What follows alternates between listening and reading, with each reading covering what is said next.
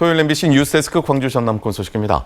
오늘 새벽 호남고속도로에서 교통사고를 목격한 20대 남성이 구호조치 중 2차 사고를 당해 목숨을 잃는 안타까운 사고가 발생했습니다.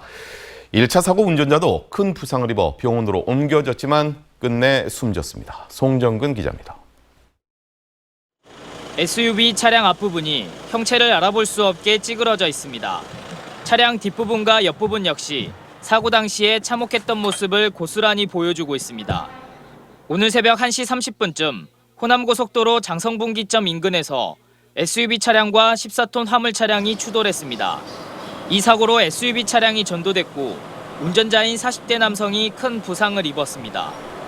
이후 사고 현장을 목격한 경차 운전자와 동승자가 SUV 운전자를 돕기 위해 차량을 갓길에 세운 뒤 화물차 운전자와 함께 구호 조치를 진행했습니다.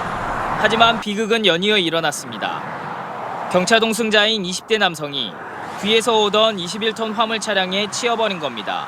동승자하고 운전자하고 친구인데 동승자분이 내리셔가지고 소렌토 쪽으로 가가지고 사고 수습하다가 대응을 당하신 것이라고요. 아마 지금 그렇게 추정돼요. 지금. SUV 운전자와 경차 동승자는 심정지 상태로 인근 병원으로 옮겨졌지만 끝내 숨졌습니다. 경찰은 SUV 차량이 차선을 변경하는 과정에서 1차 사고가 난 게 아닌가 보고 화물차 운전자 등을 상대로 정확한 사고 경위를 조사하고 있습니다. 한편 고속도로 2차 사고의 치사율은 60%로 고속도로 일반 사고 치사율보다 7배 가까이 높기 때문에 고속도로에서 교통사고가 났을 때 차 안에 머물거나 도로에 서 있으면 절대 안 된다고 전문가들은 입을 모읍니다. MBC 뉴스 송정근입니다. 박지원 전 국정원장은 서해 공무원 피격 사건과 관련해 자료 삭제 지시를 하지 않았고 국정원의 삭제도 없었다고 밝혔습니다. 박 전 원장은 기자들과 만난 자리에서 문재인 정부 당시 청와대 지시도 없었고 삭제 등 어떠한 위법도 없기에 윤석열 정부의 이른바 힘사찰은 결국 실패할 것이라고 강조했습니다. 박 전 원장은 서해 공무원 피살 사건과 관련해 국정원으로부터 첩보 보고서 삭제 혐의로 고발된 바 있습니다. 광주 전남에서 어제 하루 1000명대의 코로나19 신규 확진자가 발생했습니다.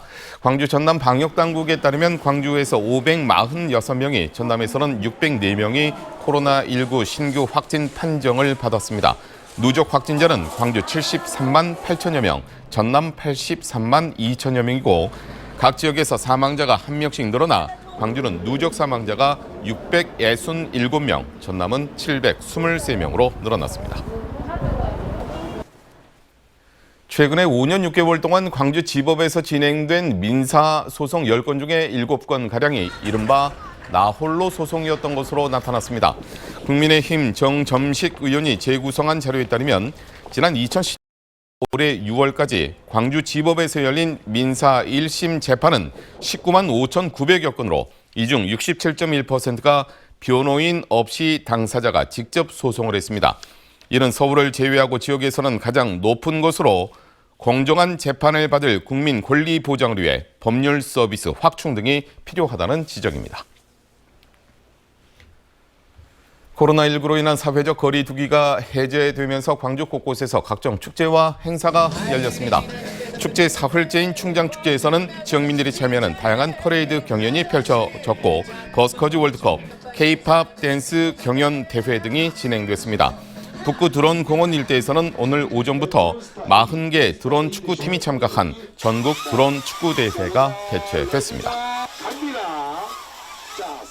전라남도가 스마트 관광을 실현할 모바일 기반 전남 관광 플랫폼 구축에 속도를 내고 있습니다.